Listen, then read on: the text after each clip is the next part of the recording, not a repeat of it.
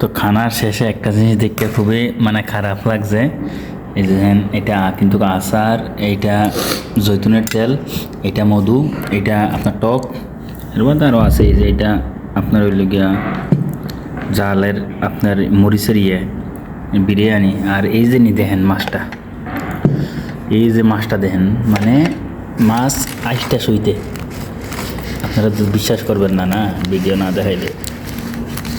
দেখেন আইসটা শুইতে কিন্তু মাছ, বুঝছেন?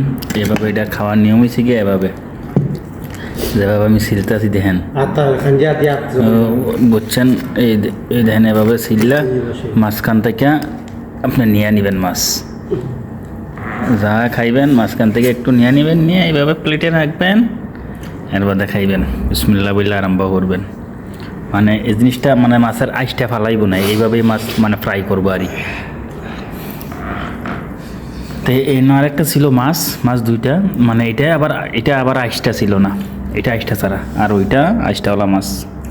এটা মানে আরবিদের ঘরে খানা, আরবিরা আমরা কাজ করতেছি, আরবিদের ঘরে না আমাদেরকে খানা দিছে।